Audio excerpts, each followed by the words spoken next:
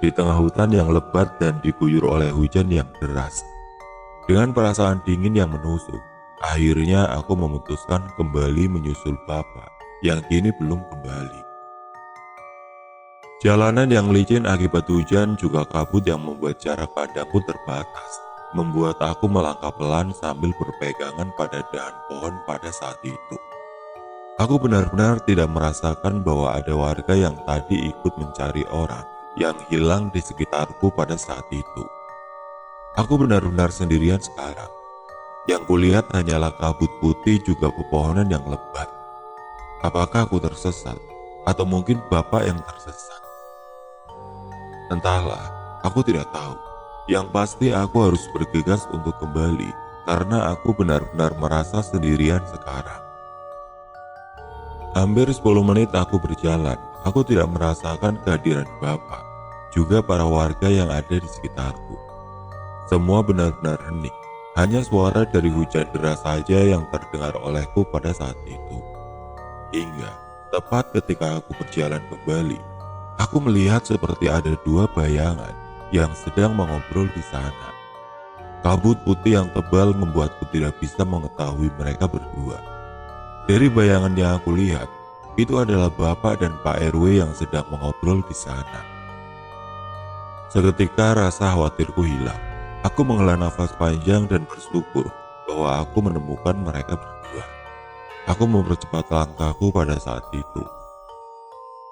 Jalanan yang licin membuatku harus berhati-hati. Namun aku semakin senang karena aku semakin dekat dengan mereka. Beberapa kali aku berteriak, namun sepertinya suara hujan ini membuat mereka tidak mendengarkanku pada saat itu. Aku berjalan dan berjalan di jalan setapak yang licin untuk mendekati mereka berdua. Terasa lega semakin terasa ketika aku semakin dekat dengan mereka. Meskipun jarak pandangku terbatas akibat kabut tebal, namun aku yakin bahwa mereka adalah Bapak dan Pak RW yang tertutup kabut tebal di sana. "Pak!" Aku mulai berteriak, mengangkat tanganku dengan harapan aku bisa menepuk pundaknya pada saat itu.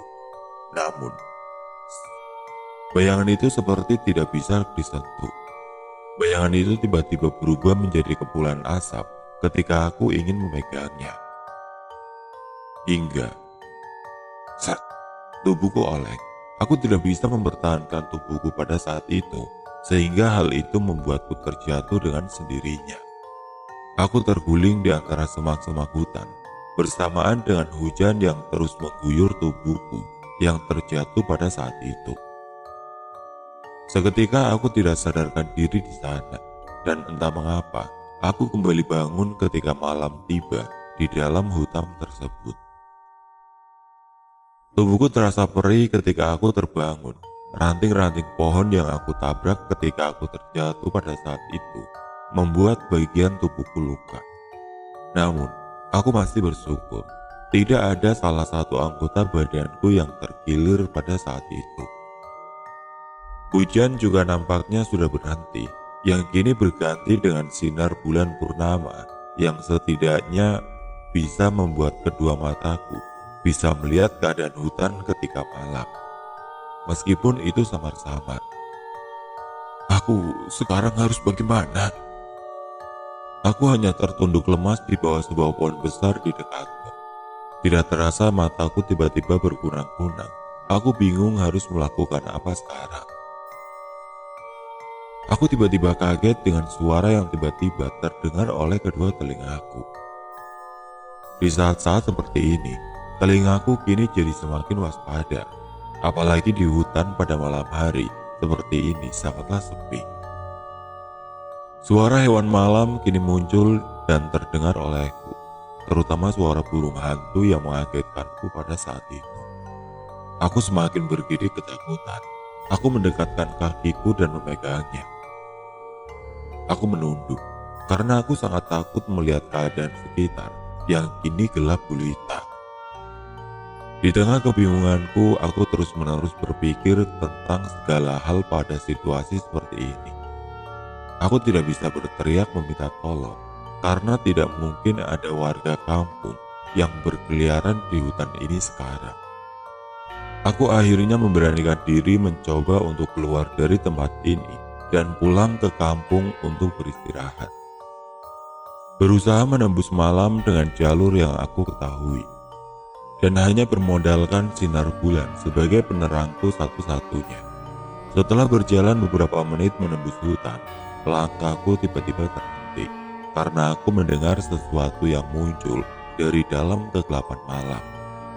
Ada suara seseorang yang sedang berjalan dan menyeret kakinya di antara daun-daun kering di tengah hutan. Suara tersebut kembali terdengar olehku. Bahkan suara tersebut semakin jelas terdengar oleh kedua telingaku. Dan suara itu membuatku sangat yakin bahwa itu bukanlah suara hewan malam, seperti babi hutan yang datang kepadaku untuk mencari makan. Tapi itu adalah suara langkah kaki manusia yang sengaja menyeret kakinya di antara daun-daun kering secara perlahan. Entah mengapa tepat ketika aku mendengar suara itu, hatiku berkata bahwa aku harus menjauhi tempat itu dengan segera. Tanpa penerangan sama sekali, aku akhirnya berjalan kembali dengan meraba pepohonan yang ada di sekitarnya. Aku melakukan hal itu agar aku tidak terjatuh, akibat jalanan yang aku lewati ini penuh lumut dan berlumpur, apalagi sinar bulan tidak sepenuhnya mampu menerangi jalanku. Pikiranku kacau, hatiku tidak karuan. Aku terus-terusan berpikir yang tidak-tidak selama di hutan ini, namun aku harus tetap bergerak, karena aku harus bisa keluar dari hutan ini dengan segera. Tidak lama aku berjalan melewati pepohonan, akhirnya aku menemui jalanan setapak. Aku pun bisa berlari dan mengikuti arah jalan itu. Aku yakin bahwa jalanan tersebut adalah jalanan setapak yang bisa menembus hutan dan sampai di kampung. Aku terus-terusan berlari dengan rasa takut melewati jalanan setapak yang becek dan berlumpur tersebut tanpa henti. Keringat dingin kini membasahi tubuhku. Tanganku tidak henti-hentinya bergetar karena ketakutan. Bahkan beberapa kali aku menutup telingaku karena suara-suara malam di dalam hutan membuat jantungku berdetak sangat kencang. Hingga langkahku mendadak berhenti di tengah-tengah jalan setapak yang aku lalui saat ini, karena sepasang mata merah tiba-tiba muncul tidak jauh di depanku, bersamaan dengan bayangan hitam yang bercampur dengan gelapnya hutan pada malam itu. Apa itu? Mulutku mengeluarkan suara dengan sedikit bergetar. Tubuhku tiba-tiba terasa terhenti ketika ada sesuatu di depanku yang menghalangiku ketika aku berlari melewati jalan setapak ini. Aku kini hanya bisa terdiam dan tidak bisa menggerakkan tubuhku karena tekanan yang dikeluarkan oleh sesuatu yang tiba-tiba muncul dengan mata merahnya yang menyala di depanku. Aku berusaha membuat tubuhku bergerak kembali. Dengan rasa takut yang kini mulai memuncak, aku mau tidak mau harus kembali berlari ke arah sebaliknya dan mencari jalan lain agar aku bisa melewati sepasang mata yang berdiri di jalanan setapak tersebut. Namun, krasak, dari arah belakang terdengar kembali suara orang yang berjalan. Suara yang tadi terdengar di dalam hutan, yang rupanya terus-menerus mengikutiku, dengan kaki yang terus-menerus diseret melewati daun-daun kering agar suaranya terdengar olehku. Rasa panik dan bingung kini terasa olehku. Di ujung sana ada sepasang mata dengan bayangan hitam yang besar yang menutupi jalanan setapak tempat aku berlari pada saat ini. Dan di belakang sana terdengar sebuah suara langkah kaki yang mengikutiku dari belakang secara perlahan. Aku terjebak di antara keduanya, di mana di kiri dan kanan jalan setapak itu hanyalah semak-semak berduri di antara pepohonan besar yang gelap gulita. Di saat kebingunganku pada saat itu, aku akhirnya melakukan hal yang menurutku sangatlah bodoh untuk dilakukan, karena aku sudah tidak tahu harus berbuat apa lagi pada kondisi seperti ini. Rusak. Aku akhirnya berlari ke arah semak hutan dan membiarkan tubuhku terkena duri tajam yang melukaiku pada saat itu. Rasa perih mulai terasa di sekitar tanganku. Aku hanya mengernyit kesakitan ketika aku sengaja membiarkan tubuhku melewati semak-semak hutan yang berduri. Aku terus-menerus berlari, melewati beberapa semak-semak yang menghalangi jalanku. Kaki, tangan, bahwa wajah kini terasa perih akibat luka yang disebabkan duri dari semak-semak tersebut. Aku mencoba bertahan dari rasa perih yang kurasakan agar aku bisa terhindar dari sesuatu yang aku lihat tadi. Namun, ketika aku keluar dari semak-semak hutan dengan luka yang memenuhi tubuhku, aku menemukan sebuah tempat kecil yang dikelilingi oleh pepohonan hutan. Nafasku terengah-engah. Aku sedikit membungkukkan badanku untuk menahan kedua kakiku agar aku tidak terjatuh. Aku kini berada di sebuah tempat yang dilarang untuk Bapak masuki ketika aku mencari mangujang. Sebuah lapangan kecil dengan sebuah tugu di ujungnya yang merupakan tempat pesugihan yang ada di balik hutan ini. Aku tahu tempat ini. Tinggal aku kembali mengikuti jalan setapak. Aku berbalik dan mencari jalanan setapak yang pernah aku lewati bersama Bapak pada saat itu. Namun entah mengapa aku tidak melihatnya sama sekali sekarang. Lapangan itu dipenuhi oleh pepohonan lebat di semua sisinya, seperti tidak ada jalan keluar sama sekali. Aku sungguh bingung, sangat-sangat bingung.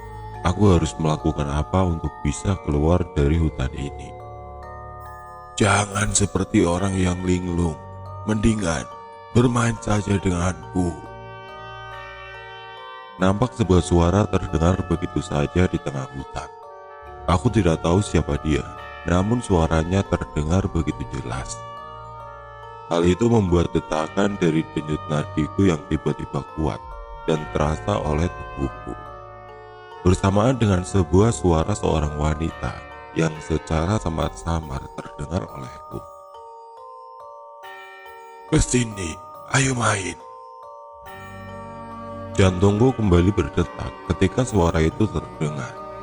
Ketika mendengar suara wanita dengan memakai bahasa Sunda yang terdengar dengan nada yang cempreng di tengah hutan yang gelap. Aku sengaja menghiraukan suara ajakan tersebut. Tubuhku yang ketakutan hanya duduk dan menunduk. Berharap suara itu akan menghilang kembali di tengah hutan setelah aku tidak merespon atas apa yang dikatakan. Namun, aku merasakan sesuatu yang aneh ketika aku mencoba menghiraukan suara tersebut. Aku merasa seperti sesosok tangan yang sedang memegang pundakku pada saat itu. Juga kuku-kukunya yang tajam terasa ketika tangan itu menyentuhku secara perlahan. Aku semakin ketakutan karena tangannya yang terasa sangat kurus dengan kuku-kuku yang panjang kini memegang salah satu pundakku dan menggerakkannya secara perlahan hingga ke arah leherku. Set. Tangan tersebut bergerak secara perlahan. Aku yang ketakutan hanya bisa terdiam ketika tangan itu bergerak dengan sendirinya.